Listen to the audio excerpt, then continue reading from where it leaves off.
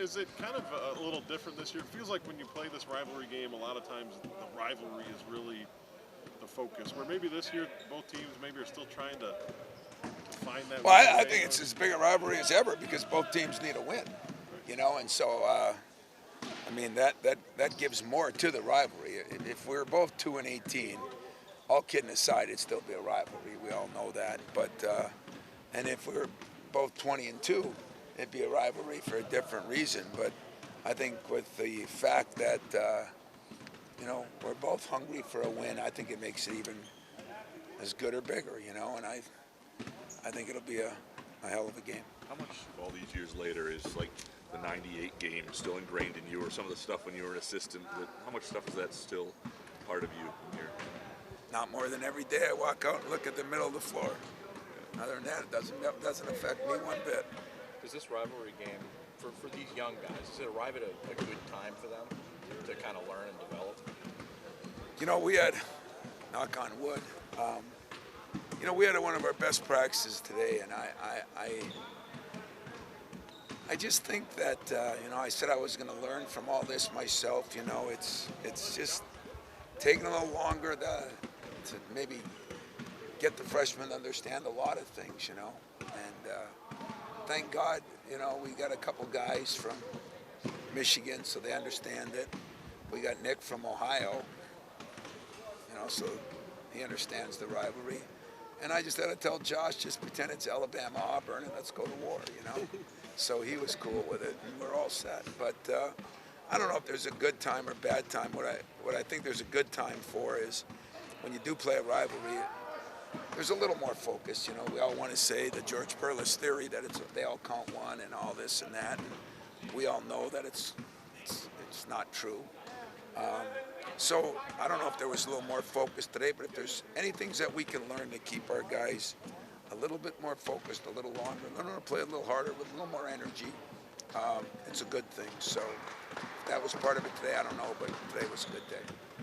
I remember Gary Harris and Denzel Valentine having a comment the first time Gary experienced that on the court. I mean, it is something different. There's usually a different edge to the crowd. There's a different. You're engulfed in something maybe you haven't experienced before. I think that's true. I mean, it's. There's great respect. There really is for what they do, for what we do. My bigger concerns right now are our record and what we got to do. Their experience.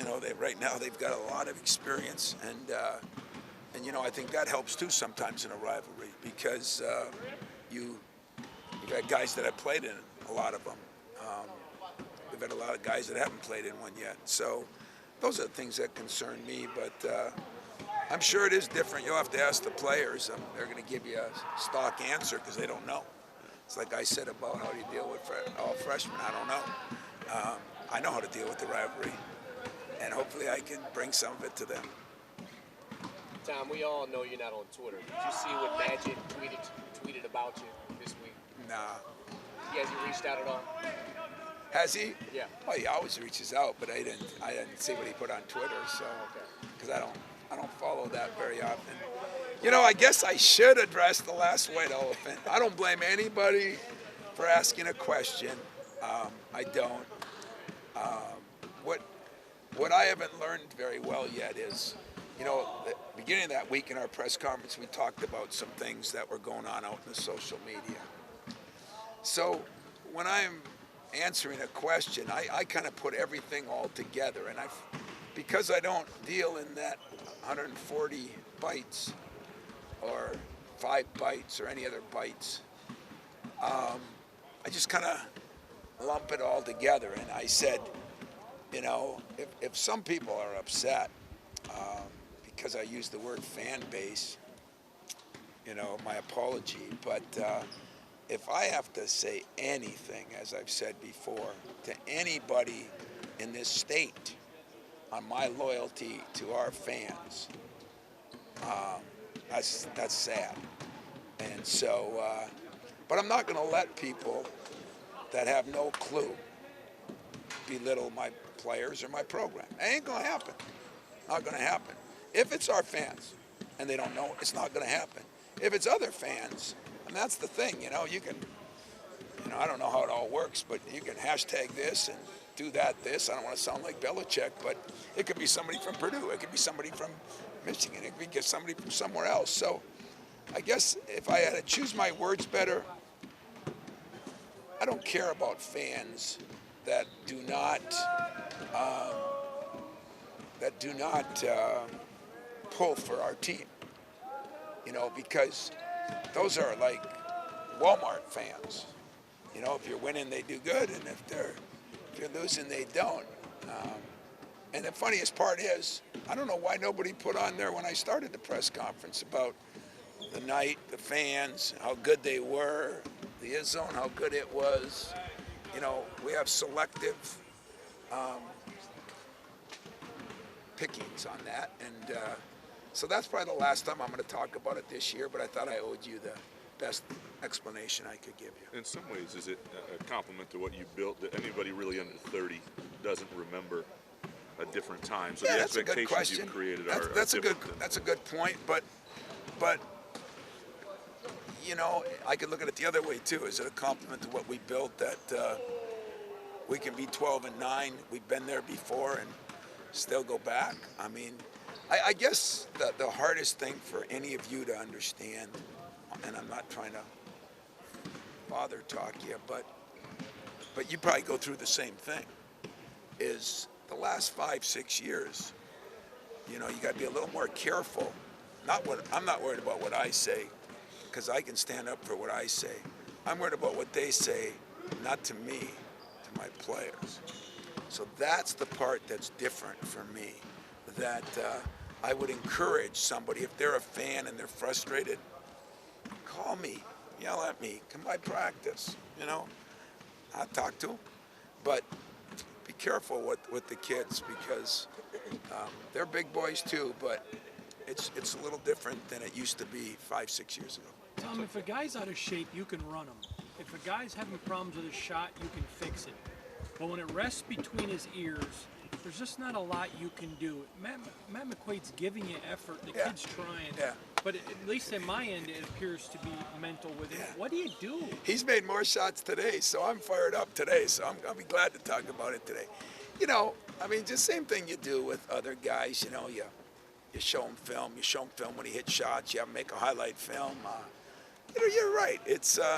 But I've been fortunate enough to be around long enough that I still remember Chris Hill and me having John Smoltz talk to him when he couldn't make a free throw. Remember that? And Johnny couldn't throw a strike. And I had John come up and talk to him. And I'll never forget that, because John Smoltz is one of the greatest of all time. He struggled too. And he wasn't a rookie when he struggled. So, Matt's doing what you can do. He's working on it. You're right. There's certain things that he's got to, deal with, and we got to help him. There's certain things he's got to deal with when he looks in the mirror. And the kid's been a good shooter all his life, and there's other guys that have gone in, but today he shot the ball pretty well, and I'm hoping that he needs one game. He needs a good game, and that's the way it works, and that's why I protect him sometimes and get on him sometimes. You go from the Purdue challenge with the two big guys, the way they play, and now to a Michigan team where it's quite a bit different the way they play. Just talk about the challenge defensively. That's the hardest thing with young guys, because we're just going over one thing and now we're flipping it 180 degrees, That's why, I told you I've learned things on how to deal with a younger team, more meetings, more walkthroughs, more individual talks and showing them on film. And that's why, after you guys get done, they'll eat. We're going to come up. We're going to look at some film as a team. We're going to go through the practice. We're just going to I'm going to hit my 20 hours at 19:59 this whole week, and probably the next weeks to come. Because that's one thing I've learned. It's harder to pick up things, It's just, you can't use, watch our tape from last year. We were so smooth guarding them. It's because everybody had played him except McQuaid and Dede. And You know, neither one of those guys played more than 15 minutes, but they both had a lot of guys around them telling them. So there's just more challenges than I even knew, and than you guys would think, or than the outside world would think. But I got it. I'm really liking what we're doing right now. We are getting better. Those guys are getting better. I mean, if you asked any one of them, I think Nick had a great day today, and Miles was the energetic. I remember I told you I thought he could be a leader. Today he took a monster step at the beginning of practice, and everybody kind of rallied around him. And you know, missing him for those 6 weeks was more than just the points. So you know, we're going to keep fighting.